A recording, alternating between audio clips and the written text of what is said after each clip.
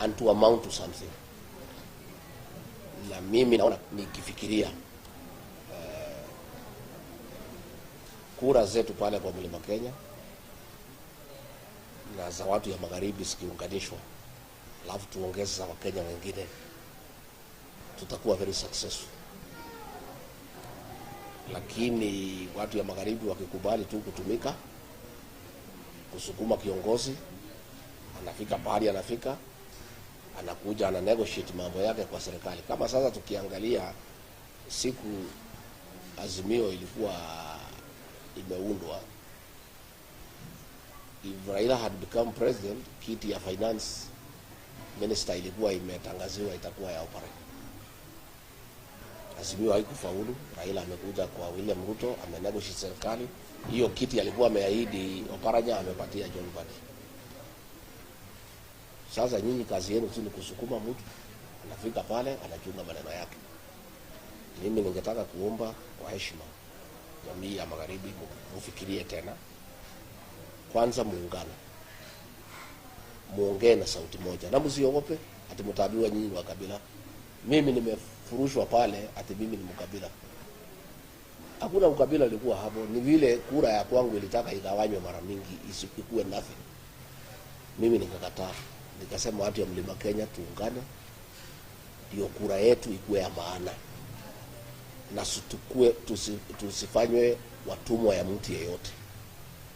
Ndio nikaambiwa hiyo ni ukabila. Mimi nataka kuuliza nyinyi tu kwa heshima, mfikirie vile mtaunganisha hii jamii ya Mlembe na msukume kura yenu. Mkingangana kabisa mnaweza kuwa na 5 million votes. Na hizo kura msichukue tu siku ya kupiga kura mjitokeze, kwa sababu voter turnout hapa haikuagi mzuri sana. It is 65-68%. Mpige 95, 96, 97, 98 up to 99%. Na msiogope, mkuje tuketi na nyinyi na Wakenya wengine, tuunde serikali, tuheshimiane na tuweze kutatua zile shida ziko hapa katika mkoa wa Magharibi. Mimi nimesikia ya kwamba huyu mzee wetu Raila akisukumwa kwenda AU. Nimesikia watu ya Rais William Ruto ya UDA wakisema wale wachache wamebaki kwa UDA kwa sababu wengi wametoka. Wanasema ya kwamba huyu mzee akifaulu kwenda AU atahandover watu yake wote kwa William Ruto, wakiwemo watu ya Western. So nyinyi kama mtakuwa watu ya kuwa handed over to somebody else, mtatushangaza sana kama Wakenya wengine, kwa sababu kura zenu they are enough nyinyi kwenda kwa meza direct bila kupitia kwa mtu yeyote.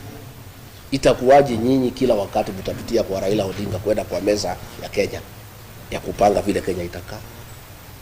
Mkiwa united vizuri, mjipange vizuri kama jamii, mkiwa kura milioni 5, mtakuja meza ya Kenya direct bila kupitia broker.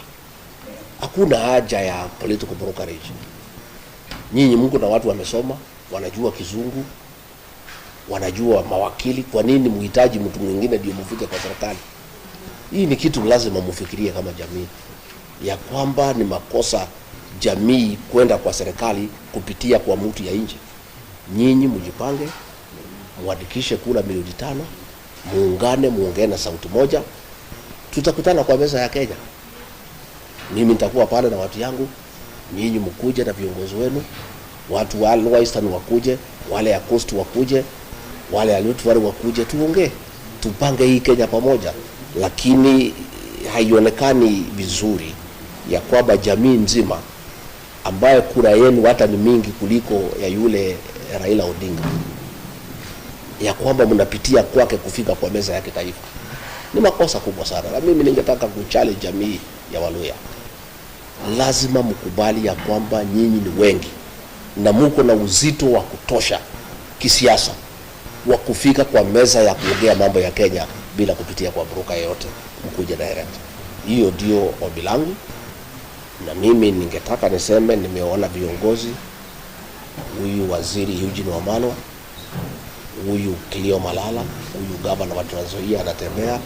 Ni viongozi ambao nikiwasikiza, nikiona vile wanatamuka, nikiona vile wanaendesha siasa yao, kwa maoni yangu ni viongozi mnaweza tegemea kuunganisha jamii ya Waluya na kuja kwa meza ya kitaifa kuongea mambo yenu na kupanga mambo yenu bila kupitia kwa broker.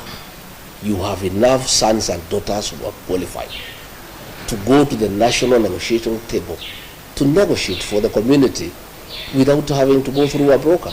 I don't know why a community as large as this one, with your numerical strength, with sons and daughters who are well educated, with professionals who have a lot of experience, why would you want to get into the national equation through a third party?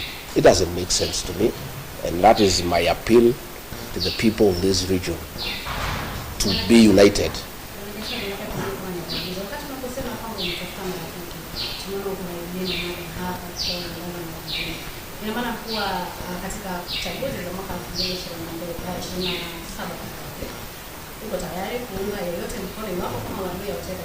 Si ndio? Sisi tutaongea. Unajua pale kwa meza tutaweka kila kitu pale kwa meza. Na watu ya Western, for them to have meaningful impact, first you must be united. Na msikubali. Why do you want to come through somebody else on the national table? Are you lesser? Are you the sons and daughters of a lesser God? Why would a community with 5 million votes go through a third party to go to the national negotiation table? Let this region be united. 5 million. Wale watu ya Lower Eastern wakiongozwa na Kalonzo Musyoka 4 million. Sisi pale tuko na karibu 9 to 10. Watu ya Coast wakuje, wengine wakuje, tuongee. Sisi hatusemi we have, tumeunga wengine mkono. Sisi tumeunga Rais William Ruto mkono unconditional. Tuliunga yeye mkono unconditional.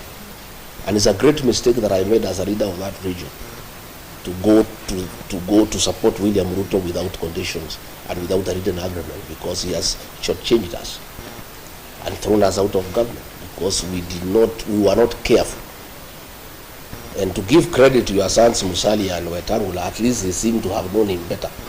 At least while he insisted wapewe agreement, although it has not been honored, but it is there. Na ndio nilishangaa nikiwa accused pale ati mambo ya shareholding, wabunge ya Western wakinifukuza. Mimi nilikuwa natetea nyinyi mpate share yenu. Your share was 30%, you only got 3%. Sasa mimi natetea nyinyi mpate shares yenu. You are promised 1,000 kilometers of tarmac, not an inch has been put. Mimi nilikuwa naulizia nyinyi hiyo. Mlikuwa promise Nzoia, Mumia zitakuwa revived. Nothing has been done. Pan paper, nothing has been done. Mambo ya irrigation, nothing. When I was saying we had an agreement ya shareholding, Wetangula and Musalia negotiated a 30% stake in the government. Not just their two positions. Walipopata hizo mbili wakanyamaza wakatosheka. Mimi nilikuwa napigania nyinyi. Kama mna rafiki watu ya Western katika Kenya hii na katika Gachagua.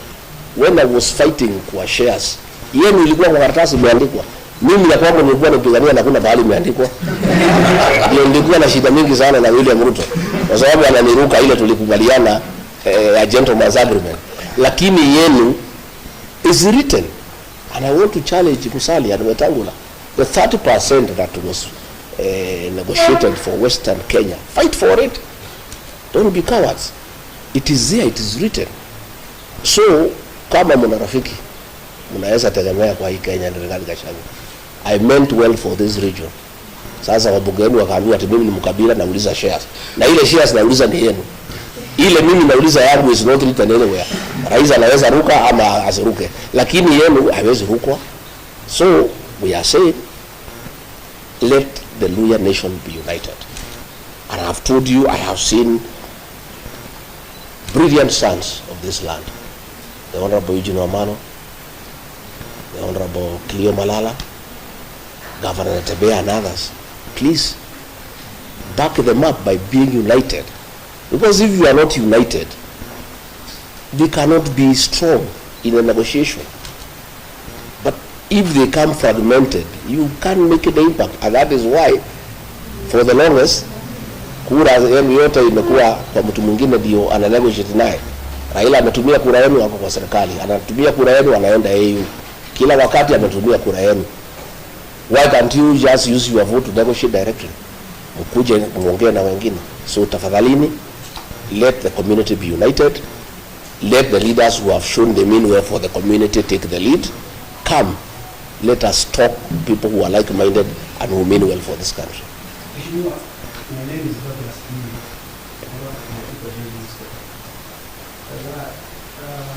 We are happy that we are here. We are talking to our leaders. My question is, we have talked about one issue, is that the issue of shareholding, that the people of the mountain should change. But we have recently seen at the head of the state, President Ruto appointing some names from the mountain. Does it mean that those names do not represent the people of the mountain? No. You missed the point. The people of the mountain, the people of Western, the people of Kenya do not need the positions. They are meaningless. What they need is tangible development.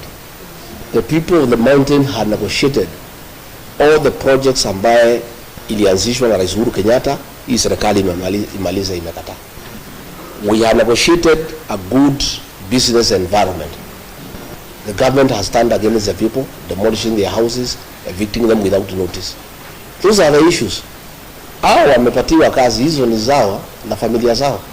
They are meaningless. You know, hata nyinyi, I don't think what you need are positions. What you need is 1,000 kilometers ambaye rais aliahidi atafanyia watu ya Western. Is the revival of Nzoia Sugar Factory, the revival of Mumias, issues of irrigation. How do we make sure the fertile soils of Western become meaningful to the people of this region? Because muko na rutuba nzuri sana, lakini we need roads. Tunataka barabara za rami, tunataka stima iunganishwe, tunataka madarasa ijengwe. Those are the real issues. Issues are not positions. And I can tell you, hiyo viti watu ya huko hata ikipeanwa ngapi, hata kama umesoma mitandao wanasema hata ukifufua Dedan Kimathi umpatie kuwa deputy president, people cannot change, because that's not what they want. People want development. Na nyinyi you have already an agreement. Muulize viongozi wenu hii agreement, na nilitoa pale bunge, ukitaka copy nitampatia. Muulize viongozi wenu hii agreement ya Western, can it be honored? Sasa mnaambiwa the agreement has not been honored. Ati sasa Raila Odinga atahand nyinyi over kwa William Ruto. Sasa nyinyi mtakuwa ni jamii ya aina gani? Kwani nyinyi ni ile rire ile ya kusunguka ile ya kuona kijiti? Sasa mmekuwa pale, Raila amesaidika, ameenda AU, amesema nyinyi mmenisukuma nimeenda AU, asanteni. Sasa kuanzia leo mimi siko, vile mlikuwa mnanifuata, mfuate huyu William Ruto. Nyinyi mtakuwa ni jamii ya aina gani? The second question,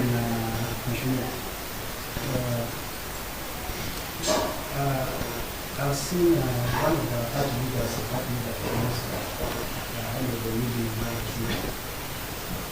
and you say that you are here for Christmas and for collaboration. And you say that you are smart in your mind.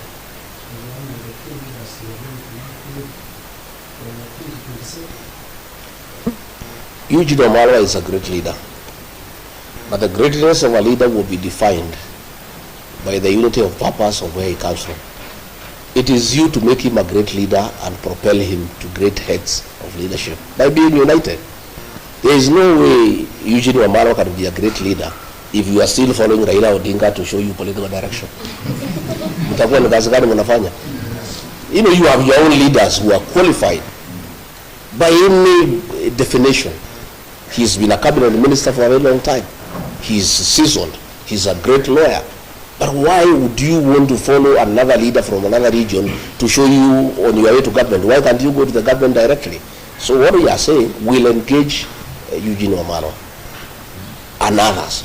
But his relevance in the national political discourse will be informed by the unity of purpose of the Luhya nation and by numbers. So lazima kwanza mkubali, you unite under your leaders from here. Hamwezi kwenda kukodisha viongozi na mko na viongozi hapa. Itakuwa hiyo ni hesabu gani mnapiga? So we are willing to work with Eugene Wamalwa and other leaders, but it is a responsibility yenu kama jamii kupatia yeye nguvu na kumpatia yeye ile weight ya kuja kwa meza na kusema basi mimi nimekuja niko hapa 5 million. We want you to back me to be president. This is what I have brought on the table, and these people are united.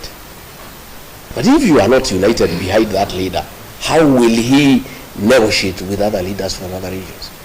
And that is myself the battle that I had with President William Ruto, because alitaka katakata watu yangu into smaller units, you know. Anaweka Mount Kenya East hapo, anaweka hapo kando, anachukua Murang'a anaweka hapo. Nikamwambia haiwezekani. Sisi tulikupatia kura when you are united. If you want our votes, we'll give you when you are united. Anataka akatakate ndio atukalie, atutawale, tukue wakubwa wake. Hatuwezi kubali. So nyinyi na nyinyi, it's a time also to liberate yourself from the politics of Raila Odinga as a community. I'm not saying you cannot work with him, but why don't you first unite as a region? And if you have to negotiate with him, you negotiate from a position of strength as a community. But you cannot be under him. It is not possible. And that is what I refused President William Ruto. He wanted to be the leader of the Mount Kenya region. I said, you are the president of Kenya, lakini kwa jamii, there are leaders there ambaye utafanya kazi na hawa, but huwezi kuja direct kwa hawa. Lazima ukue na hawa wamejipanga vizuri, ukitaka kuongea na hawa uongee na jamii ambaye imeungana. And he did not want that, because he knows when we are united, 8, 9, 10 million votes, we are very strong, and it is not possible to shortchange us. So you as a region, please be united and have your own identity as a region. Na msiambiwe na watu ati ni mambo ya Kenya, ati ni ukabila, oh we want all Kenyans to be united. You know, when I have listened to the president, when he's talking about Kenya being united, what he means is Kenya being united behind him. That is what he means. Hii akiongea ati mambo ya Kenya kuungana, what he means is behind him. Kenya is not at war with anybody. All communities are working together. The people of Mulembe and others, we are friends. There is nothing to unite us. It's you to unite as a region, so that you go and engage other regions who are also equally united. So, kibarua iko kwenu, my friend from the people. As you speak, do you think that the mountain is one? Because most of the political analysts have said that the mountain is divided. Most of those analysts are not from that region. They don't understand that region.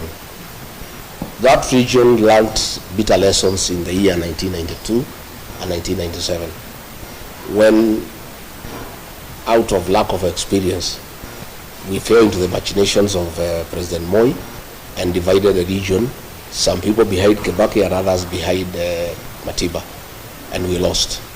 Since the year 2002, we have remained united all the time, and that is why we are always in government, and that is why we are going to be the next government. The mountain is one. In fact, we have even now, the Kamba people have come in as Mount Kenya South. The mountain is getting larger. Na tunataka hata nyinyi watu ya Mlima Elgon pia tuungane. You know, tukue watu moja so that we can make progress. You know, so those are people who are wishing that the mountain is divided so that they can manipulate us politically. I can assure you they will be sorry, they will be ashamed. The mountain will vote in one basket. To a man, 99% they will vote in one basket. Hiyo ingine ati kugawanya, you can divide leaders. Those leaders ambayo wanatumika na rais kugawanya watu ya mlima, none of them can go home for Christmas. That tells you. Viongozi wako, they are divided, saba in Mombasa, saba in Eldoret, others in Nairobi. None of them can go to the mountain, because the mountain itself is solid. And it has said those are traitors to the community. They cannot go home because they are being used by the president to divide the community, and the community has refused. I want to ask the people of Western to have unity of purpose, to be one as Western region. The 4 counties, plus your diaspora in Nairobi and Mombasa, talk as one, put together 5 million votes, and agree to come out on the voting day. And I can assure you, if you do that, you will be in government for eternity. You will never be out of government. But if you continue being divided, and you continue dealing with national matters through proxy, through a third party, where will you go as a region? And don't you have competent sons and daughters who can lead this region? Why do you need a third party to lead your community? You can just come directly to the national table as the Luya nation and bargain and negotiate your stake in whatever government that will be formed directly without going through a third party. Yes. Well, there's a question I want to weigh in, and this is about impeachment. Considering the laws that the impeachment are tracked, and you are the leader of the government, and it's likely that you might not be eligible for political public office for another 10 years. Are you considering appointing any other person to push your agenda, or your agenda on the table, or you are going to challenge that in court? I think let's cross the bridge when we reach there. The matter is in court and is ongoing. And irrespective of the outcome, I'm a leader in this country. And I have my own following, which has not been affected by the impeachment. The people of Kenya never impeached me. It's just a few MPs who are given money, senators. That is it. But I still have a large following. People who would bet on me for political leadership. And there are many Kenyans who can lead. I don't have to be in office. Okay? There are many Kenyans, and I'm not a selfish person. I am somebody who is open-minded. What we want is the best for this country. And we have many leaders, including the ones from Western Kenya, who can lead this country. You know, and we cannot, I don't want to say what will happen in court. We have a court case, and we think the court will give us justice that is favorable to us. But it doesn't matter whatever it is that we are talking to the people, and the people are listening to us. And they are not listening to me because I am in office. I am not in office. They are listening to me because I have something to offer. You know? And if I was as useless as the ones we pictures wanted us to be, you'll not be following me all over and disrupting my meetings. If you look at newspapers and the social media, all the government people, they just talk about me every day. Much more than they were even talking when I was in office. Which means I have something to offer, and I have some significant contribution to make to the politics of this country. So we will continue engaging. Yes, yeah. Yesterday we saw each other. What is your reaction? What happened? You know, we have a desperate regime that has lost favor with the people of Kenya. Desperate people do desperate things. A police officer threw tear gas at us. The meeting went on, and the people are dealt with by Wananchi. You know, Wananchi are protecting our meetings. Our Wananchi will not allow that kind of nonsense anywhere. So the meeting still went on. Nothing stopped the meeting. These are just desperate people. They have nothing to offer the people of Kenya. There are so many questions, abductions they cannot answer, cost of living they cannot answer, poor economic management they cannot answer. They are left to desperate acts of trying to stop our meetings. In fact, those acts of trying to stop our meetings make the people more agitated by the government, and they become very rebellious. So to us, it's neither here nor there. It's just an act of desperation by a regime that has lost credibility, that has lost legitimacy, that has lost the goodwill of the people of Kenya. And when people are desperate, they are out to do desperate things. Excellency, there are those who say that the attacks are planned by the people so that we can put sympathy. Do you want to believe that kind of thing? Do you want to believe anything this government is saying? They say there are no abductions. President said more than 5 times there are no abductions. He seems to have changed his mind and said he is going to stop the abduction.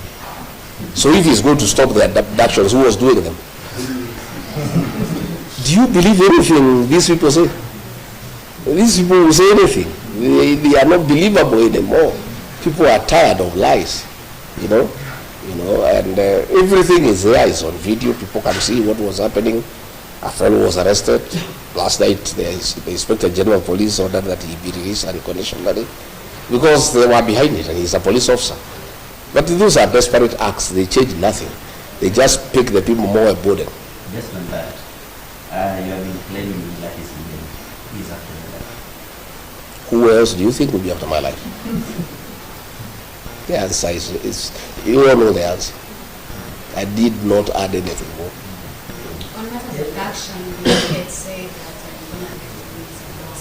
Yes. Yes. I said they need to dismantle that unit. I didn't want to name the building because there are people there doing businesses, and you'll be putting that building and the people in that building into danger. I'm giving the government time to dismantle that unit on the 21st floor of that particular building. I said the officer is called Abel. He is a cousin to somebody very senior in this administration. The cousin now knows that we know him. So I have a feeling, I'm not sure, that the decision by the president to admit that the abductions and he'll stop them are quite informed by what I said, because we are getting nearer to the truth. So, but since the president spoke now, it's almost 64 hours. The people have not been released. We would like these young people to spend the new year with their families. So Mr. President, you said utakomesha, lakini hawa watoto bado hufika nyumbani. Order they are released from wherever they are. Waende nyumbani, wakae na wazazi wao, washerekee mwaka mpya. You know, the parents are in anguish, they are in agony. Kusema utakomesha is not enough. You need to actually do it by having those young people released. And as I said, it doesn't matter how many people you abduct, it doesn't matter how many meetings you disrupt, unless the president deal with the issues that have made the people of Kenya very angry, he's wasting his time. Even if you abduct the whole country, as long as those issues are outstanding, and they have everything to do with poor economic management, theft of public funds, corruption, state capture, and lack of respect for the people of Kenya. Hii kutukana watu wa Kenya, kusema wako na mapepo, calling them stupid, those are the issues that you have to deal with. Even if you abduct young people, it will not solve any problem. It will not. Maybe your excellency, I was in a city, maybe you have a question about abduction, and you see not only many people who are lost confidence in this regime, but you have info, and you try to put it here now that no one believes this guy. There is a tendency tell the parents, I'm going to stop abductions, but take responsibility for your children. So the president is speaking from both sides of the mouth. He needs to just address abductions. That is what is a work of government. How people bring up their children, I think the president leave parents to take care of their children the way they know. We don't want too much government into people's lives. The president even wants to tell parents how to bring up their children. I mean, surely, it's lack of respect for the people of Kenya. Nikosea watu heshima.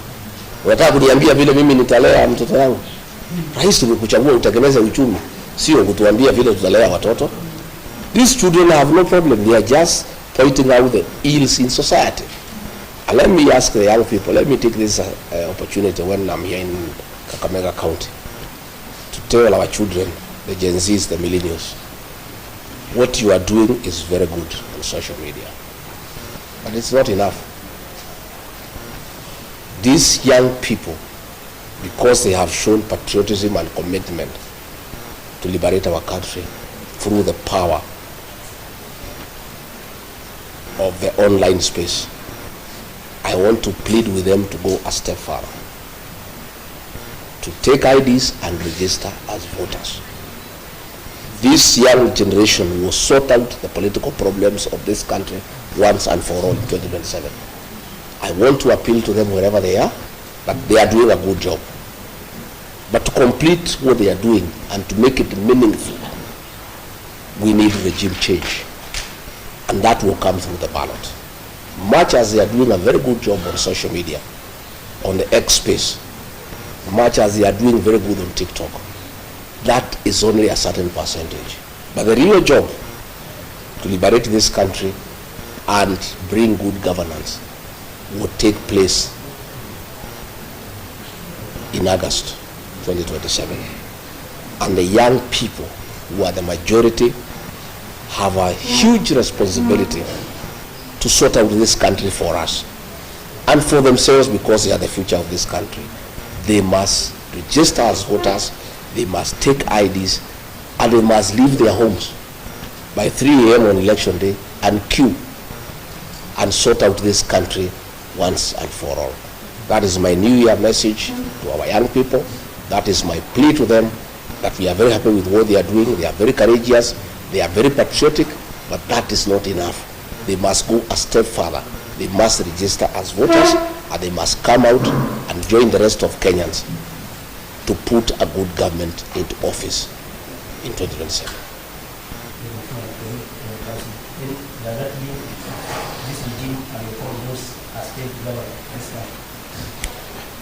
I think you have the answer. If you listen to the people of Kenya, it's an answer I don't need to tell you. You can hear what everybody is saying. Everybody is disappointed that all the promises that were given have turned out to be lies. And bad as it is to lie on those promises, we continue lying to the people more and more. You have seen the things that are going on in the health sector. You have seen the housing program. That housing program has nothing to do with houses for the people of Kenya. It's about business. Very senior people in government have shares in a company that is manufacturing cement, steel, and iron sheets. And that is why the government wants this housing program to go on. That is why there is a housing levy to get enough money so that the people in the housing department, they force the contractor to sign a subcontract for the supply of cement, steel, and iron sheets with a company where very senior people in this government have shares. That is why if you look at clinker was being imported and cement was retailing at 600 shillings. Because of conflict of interest, senior officials in this administration have shares in a company that is manufacturing clinker. And therefore, they stopped the importation of clinker and said clinker will be manufactured here locally. As a result, the price of cement shot from 600 to 900. That 300 shillings, people in government are having a part of it. So you find decisions are being made, not in the national interest, not in the interest of the country, but because of business interests by people in government. And that is where the housing program is being forced down the throats of Kenya. People are saying we don't want, we can put our own houses. The work of government is not to build houses, it's to give services, water, electricity, sewage, roads, security, good business environment. The work of putting up houses is for the private sector. But because of vested interest in the building sector, where people have acquired shares in companies that sell cement, steel, and mabati, the government forces the people of Kenya to give money for that program to continue so that they can continue enriching themselves by doing business in those items that are being used in the housing program.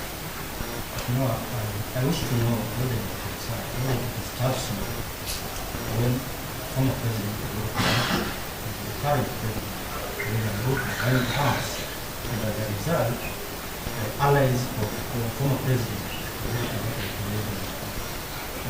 that have interest have been brought into government. Does it disturb you? Does it Why would I? About the desire Yeah. to Why would it disturb me? Since those people came into government, has the prices of unga gone down? Have abduction stopped? Nothing. I'm not disturbed. I'm not even bothered. It's not even. It's a non-issue as far as I'm concerned. And change of ministers in this government is musical chairs. And I said when I had an interview with NTV, it's pointless. The president makes all the decisions himself. So even if you keep on changing ministers, you bring so and so, you move. It's a game of musical chairs. It has no impact into the overall management of the affairs of this country, because all the decisions are made by the president. So it doesn't it matters less who is minister and who is not. Does that mean that also you are looking for a special president? Because he also has, his own share. Well, I have not heard President Uhuru Kenyatta says he's interested in leading this country. He's retired. So I don't know how would be overlooking him, because he's a retired president. We have not seen him participate in politics. So I don't know how his meeting with President William Ruto would affect leadership or politics in this country. He's a retired president. And as far as I am concerned, a meeting between two leaders is as good. There's nothing wrong with it. What is the relationship prior to this former president after Sunday? We decided to go into Raila. I have asked you whether you want to believe anything that has been said by this government. I don't want to dignify such ridiculous accusations by way of an answer. Uhuru is our son, and he's our leader back at home, and we respect him for the work he has done for this country, and we continue respecting him for what he did for this country. I'm asking this question completely. When you took over, the Kenya Kwanza government took over, you're on the record defending the government that you inherited empty coffers. So that's why the government was unable to carry out some development projects. So are you defending the government out of ignorance, or did you go that time? I was defending because that is the situation that was presented then. But 1 year down the line, I found we had lost focus, and we were doing things that are not a priority to the people of Kenya because of state capture. The housing program, for example, the changing of the university model, a model that was working, the doing away with the NHIF and bringing a new system called SHIF, when there is no proper interrogation of how it can work. So I was defending because we came in having certain intentions to right what we thought was wrong. But along the way, I found that most of the things that we were doing were not in national interest. And I started saying no. And that is when I started having a problem with the president, by saying, no, this is not right. Let's listen to the people of Kenya. The finance bill, Kenyans are opposed to it. I just came, I was listening to the people, and saying this is what the people are saying. And that is where we started having disagreements, because I was insisting that we must listen to the people of Kenya and follow what they are saying. Namshukran Mheshimiwa Rigathi Gachagua, naitwa Sajida Jaban kutoka Mobile FM Radio hapa Kakamega. Swali langu litahusiana kwamba tangu ulipoweza kubadilika madarakani na mwenzio naibu wa rais wa sasa Profesa Kithure Kindiki akaweza kuteuliwa kama naibu rais, je, mlikuwa na mahusiano mazuri sana? Je, uhusiano huo ungalipo baina yako na Mheshimiwa Rigathi Gachagua? Swali la kwanza. Swali la pili, alipoteuliwa katika siku ya kuapisha pale KICC, Rais William Ruto alisikika akisema kwamba hakuwa na yule msaidizi wa kumsaidia kuweza kuelimisha Wakenya kuhusiana na miradi ya serikali. Tayari ushataja baadhi ya ajenda za serikali ya Kenya Kwanza. Je, kuweza kujua kuhusiana na miradi hii na baadaye tukapata sakata mbalimbali kama vile Adani, ni kipi ambacho ulikijua ambacho Wakenya hawakujua? Yes, I heard the president say that he was lonely at the presidency because there was nobody helping him to defend government programs. That is true. I was unable to defend most of them because I could not defend theft and corruption. I could not defend Adani. So I was unable to talk about the housing program because when I listened to the people of Kenya, they didn't think it's a priority. I was unable to defend the migration from NHIF to SHIF because it's not working out well for the people of Kenya. Why I could not do it is because I was elected. I was not answerable to President William Ruto. I was answerable to the people of Kenya. So anything that the people of Kenya had a problem with, ordinarily when you are elected, you don't fight your own bosses, the people who elected you. Ndio mimi nikashindwa kwenda kutetea hizo miradi. But the person, the president chose to occupy that office can defend anything because yeye ni mfanyikazi wa rais. Yeye si mfanyikazi ya raia, hajachaguliwa na mtu yeyote. Yeye ni mfanyikazi wa Rais William Ruto. So akiambiwa kwenda sema Adani ni mzuri, anaenda anasema Adani ni mzuri. Shifu ni mzuri, Shifu ni mzuri. Hii ni abduction, hakuna abduction, anasema hakuna abduction. But mimi, when I was still in office, nikiwa Mombasa, I castigated abductions and extrajudicial killings because I was elected by people. When you are elected by people, you must think about them and what they think about what you say and what you do. And that is the difference between an elected deputy president and an appointed one. And that is why the framers of our constitution,